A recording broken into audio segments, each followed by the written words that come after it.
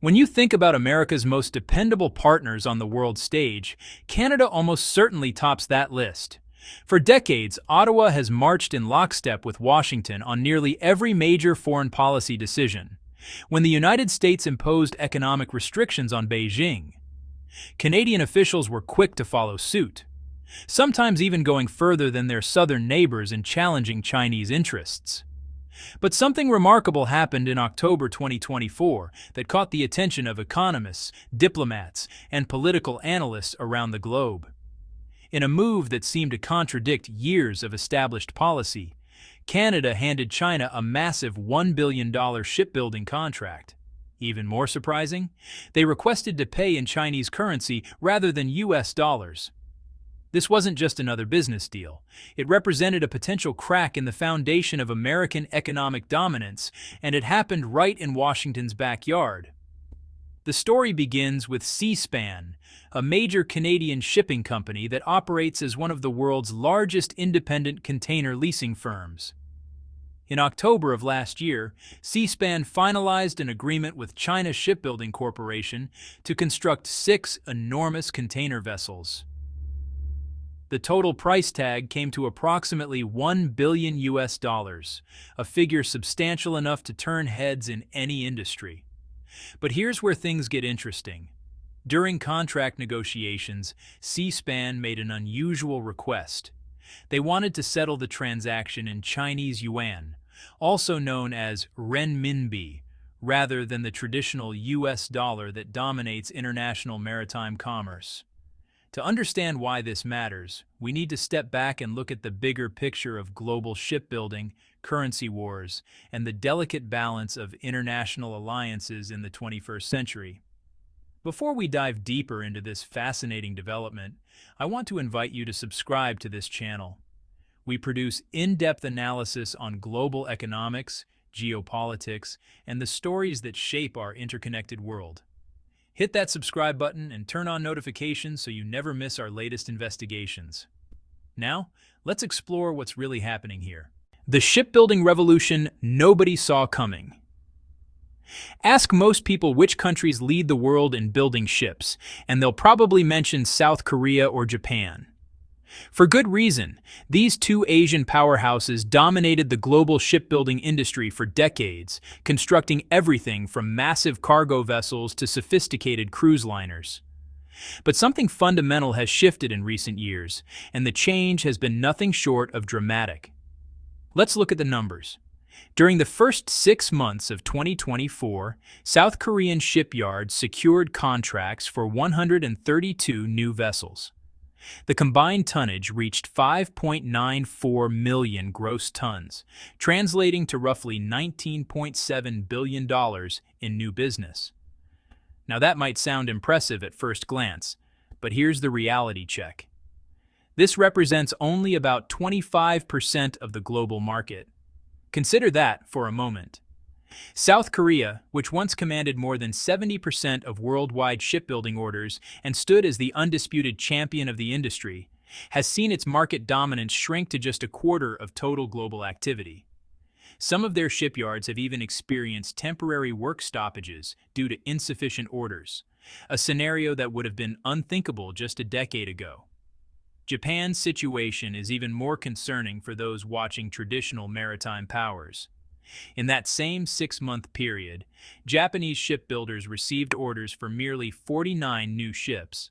Both the total tonnage and the dollar value of these contracts dropped precipitously compared to previous years.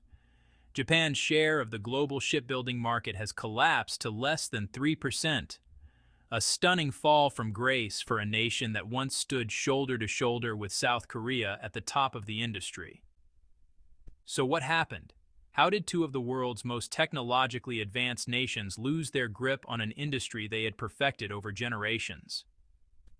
The answer lies approximately 2,000 kilometers to the west, where China has been quietly but methodically building the most formidable shipbuilding infrastructure the world has ever seen. China's meteoric rise to maritime dominance. The transformation didn't happen overnight, but when historians look back at the early 21st century, they'll likely mark 2018 as a pivotal year. That's when Chinese shipyards began competing seriously for major international contracts, moving beyond domestic orders to challenge established players on the global stage. The reception was immediate and enthusiastic. International shipping companies quickly recognized that Chinese shipbuilders offered a compelling combination of competitive pricing, advanced technology, and increasingly sophisticated capabilities in constructing complex vessel types. The statistics from 2024 tell an extraordinary story of industrial achievement. Between January and September, Chinese shipyards completed vessels totaling 36.34 million deadweight tons, an increase of more than 18% compared to the previous year. Even more impressive, new orders during this period reached 87.11 million deadweight tons, representing a staggering 52% surge year over year. Today, China controls nearly 70% of all new shipbuilding orders worldwide. To put that in perspective, they've essentially absorbed and surpassed the market share that South Korea held during its peak years. China hasn't just entered the shipbuilding industry, they've fundamentally reshaped it. This rapid ascension hasn't gone unnoticed in the West. In fact, it's created some awkward situations for traditional American allies who suddenly find themselves choosing between political loyalty and economic pragmatism. When Western allies choose Chinese shipyards. Germany made waves in early 2024 when one of its major shipping companies signed contracts with Chinese shipbuilders to construct 4 massive container ships, each capable of carrying 14,000 20-foot equivalent units. These weren't ordinary vessels. They featured cutting-edge methanol fuel technology, representing the forefront of environmentally sustainable maritime transport. But Germany's order was just the beginning. France's CMA-CGM, one of the world's largest shipping conglomerates, followed with an even more substantial commitment. They placed orders with China Shipbuilding Corporation for 16 vessels, total 12 ships powered by methanol dual fuel systems, and 4 behemoths running on liquefied natural gas. The combined value of this French order exceeded $2.94 billion US. Now here's what makes these deals particularly noteworthy.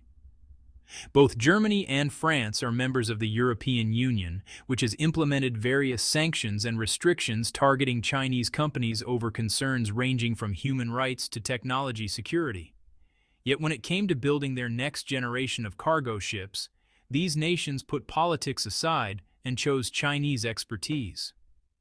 If orders from European nations raised eyebrows, what happened on October 18, 2024, caused genuine shockwaves across diplomatic and economic circles. Seaspan's headquarters might be in Canada, but their influence extends across global shipping lanes. As the world's largest independent container leasing company, their decisions send signals throughout the maritime industry. So when they announced a partnership with Hudong-Zhonghua Shipbuilding, one of China's premier shipyard companies, people paid attention. The contract specified construction of 6 enormous vessels, each designed to carry 13,620-foot equivalent units using liquefied natural gas propulsion. The agreement was signed in Shanghai, with individual ship prices set at $180 million, bringing the total contract value to $1.08 billion. Hudong-Zhonghua isn't some upstart operation. They rank among China's largest and most sophisticated shipbuilding enterprises, with facilities capable of constructing the most complex vessel types demanded by modern international commerce.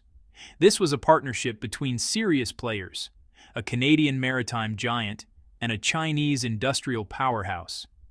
The technical specifications of these ships reveal why China has become so dominant. Each vessel will stretch 336 meters in length and measure 51 meters across the beam. They can accommodate up to 14,132 standard containers, including 2,000 specialized refrigerated units for temperature-sensitive cargo. The ships incorporate advanced desulfurization systems and energy-saving mechanisms, with built-in flexibility for future technological upgrades. But here's the detail that transformed this from a major business deal into a geopolitical statement: the payment structure. During negotiations, Seaspan proposed something that rarely happens in international shipbuilding contracts. They wanted to settle the entire billion-dollar agreement in Chinese renminbi rather than US dollars. Their reasoning was straightforward from a business perspective. Using Chinese currency would help Hudong Zhonghua reduce exposure to foreign exchange fluctuations, potentially improving profit margins and competitive positioning. For Seaspan, paying in yuan could lower financing costs and streamline the transaction process. Chinese negotiators accepted immediately. For Beijing, this represented exactly the kind of breakthrough they've been working toward for years. A major Western company, from one of America's closest allies, voluntarily choosing to conduct business in Chinese currency. China Shipbuilding Corporation later announced that this transaction marked the first deal of its kind settled entirely in renminbi. That's significant because the global shipbuilding industry has operated almost exclusively in US dollars since World War II. Think about the implications. Canada, a founding member of NATO, a key participant in Five Eyes intelligence sharing, and America's largest trading partner, just led the way for other nations to consider moving away from dollar-based transactions when doing business with China. To understand why this matters so much, we need to talk about what financial analysts call de-dollarization, the gradual shift away from using the US dollar as the default currency for international transactions. For the past 75 years, the American dollar has enjoyed a privileged status in global commerce. It's been the currency of choice for everything from oil purchases to aircraft sales to, yes, shipbuilding contracts. This dollar hegemony has given the United States enormous economic advantages, from lower borrowing costs to the ability to influence global financial flows. But cracks have been forming in this system. The BRICS nations, Brazil, Russia, India, China, and South Africa, along with recently added members, have been actively promoting alternatives to dollar-based trade. Over the past 2 years, we've seen increasing numbers of transactions between China and countries in Europe, the Middle East, and South Asia settled in renminbi. The Chinese currency hasn't achieved full convertibility yet, meaning it doesn't flow as freely across borders as the dollar, euro, or yen. Nevertheless, it's gaining ground steadily. According to recent data from the world's major financial institutions, the renminbi has climbed to become the fourth most actively used payment currency globally, capturing 4.69% of the market. That might not sound like much compared to the US dollar's commanding 49.07% share. But consider the trajectory. Just 15 years ago, the renminbi barely registered in international payment statistics. Now it's ahead of currencies like the Canadian dollar, the Swiss franc, and even the Hong Kong dollar in terms of usage for cross-border transactions. Each time a major company like Seaspan chooses to settle a significant contract in yuan, it chips away at the dollar's dominance. It normalizes the idea that alternatives exist. It builds infrastructure, banks, clearing systems, exchange mechanisms that make future renminbi transactions easier. And when such decisions come from America's closest neighbors and allies, the symbolism becomes impossible to ignore. Why would Canada risk American displeasure? This brings us to the crucial question: what motivated Canada to make such a controversial choice? After all, the United States isn't just Canada's ally, it's their largest trading partner by an enormous margin, accounting for more than 75% of Canadian exports. Some analysts have pointed to recent tensions between Ottawa and Beijing as a possible explanation. In late September 2024, Canada announced it would impose a 100% additional tariff on electric vehicles imported from China. This policy took effect on October 1st, essentially doubling the price of Chinese EVs in the Canadian market. But Canada didn't stop there. They also unveiled a 25% surcharge on Chinese steel and aluminum products, with implementation scheduled for October 22nd.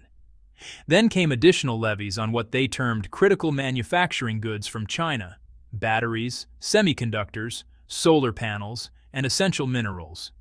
Beijing's response was swift and pointed. Within 24 hours, Chinese authorities announced 4 separate countermeasures targeting Canadian exports. The most significant focused on canola, a crop that sits at the heart of Canada's agricultural economy. Here's why that matters. Canada produces more canola than any other nation on Earth, harvesting approximately 18.3 million tons in 2023. About 8.6 million tons of that total gets exported, representing 51% of all canola traded internationally. And China? They purchase roughly 5 million tons annually, more than half of Canada's total canola exports. When China launched an anti-dumping investigation into Canadian canola, futures prices spiked in commodity markets from Winnipeg to Vancouver. The ripple effects extended to canola meal and oil derivatives, creating volatility throughout Canada's agricultural sector. This sequence of events suggests a possible motive for Canada's surprising cooperation with Chinese shipbuilders. Perhaps Ottawa calculated that supporting renminbi internationalization might help smooth over tensions created by their tariff policies. A billion-dollar shipbuilding contract, paid in Chinese currency, could serve as an olive branch after the confrontation over electric vehicles and steel. The currency recycling theory. But there's another explanation that some economists find even more compelling, one that has less to do with diplomacy and more to do with practical financial management. For years, China has been a major purchaser of Canadian natural resources, particularly natural gas and petroleum products. To facilitate this energy trade, Canadian companies have long accepted payment in renminbi. It's a sensible arrangement when your customer prefers to pay in their own currency and the volumes are large enough to justify the exchange. The challenge comes afterward. Canadian energy companies accumulate substantial renminbi reserves from these sales, but they can't easily spend Chinese currency when dealing with American or European suppliers. Most Western businesses still prefer dollars or euros. This creates a problem. How do you efficiently convert or utilize these yuan holdings? Ordering ships from China and paying in renminbi offers an elegant solution. It allows Canadian companies to repatriate their Chinese currency back to China by purchasing valuable capital assets. In this case, sophisticated container vessels that will generate revenue for years to come. Under this interpretation, C-SPAN's currency choice wasn't primarily a political statement. It was a smart financial move that helped clear accumulated yuan balances while acquiring needed maritime infrastructure. The fact that Washington has remained remarkably quiet about this arrangement lends credence to this theory. American officials surely understand the currency dynamics at play. They recognize that Canadian companies need practical ways to manage their renminbi holdings. Attempting to interfere might create more problems than it solves, potentially forcing Canadian shippers to accept financial losses or abandon beneficial trade relationships. The bigger picture, shifting global alignments. Regardless of the specific motivations behind Canada's decision, the broader implications deserve careful consideration. We're witnessing a moment when traditional alliances built during the Cold War are being tested by economic realities of the 21st century. For decades, Western nations operated under an implicit understanding. Political and security cooperation with the United States came bundled with economic alignment. You supported American foreign policy positions, and in return, you conducted business within a dollar-dominated financial system that offered stability and liquidity. But China's rise has disrupted this comfortable arrangement. Chinese companies now offer competitive, sometimes superior, products and services across numerous industries. Chinese financial institutions provide alternative sources of capital, and the Chinese currency represents an increasingly viable option for international settlements. This creates genuine dilemmas for America's allies. Do they maintain perfect consistency with Washington's preferences, potentially at the cost of economic opportunities? Or do they pursue their commercial interests, even when doing so undermines American strategic objectives? Canada's shipbuilding decision suggests that, at least in some circumstances, economic pragmatism will win out. And if a country as closely tied to the United States as Canada is willing to transact in RMB, what does that signal to other nations further from America's orbit? There's also an industry-specific angle worth exploring. The global shipping sector faces enormous pressure to reduce environmental impact. International maritime regulations are becoming increasingly stringent regarding emissions, fuel efficiency, and pollution control. Chinese shipbuilders have invested heavily in green technology solutions. The vessels Seaspan ordered feature liquefied natural gas propulsion, a significant improvement over traditional heavy fuel oil in terms of emissions. They incorporate advanced systems for reducing sulfur discharge and optimizing energy consumption. These aren't just ships, they're platforms for sustainable maritime transport. As environmental regulations tighten further in coming years, companies that invested early in next-generation vessel technology will enjoy competitive advantages. By partnering with Chinese shipyards at the forefront of these developments, Seaspan positions itself well for a future where sustainability isn't optional, it's mandatory. The delivery timeline, between 2026 and 2028, reveals another reality of modern shipbuilding. Even with China's massive production capacity, demand has grown so strong that delivery schedules extend years into the future. Seaspan essentially accepted a multi-year wait to ensure they got Chinese-built vessels with the specifications they wanted. That kind of patience suggests deep confidence in the partnership and in the product they'll ultimately receive. For policymakers in Washington, developments like Canada's shipbuilding deal represent both a challenge and a wake-up call.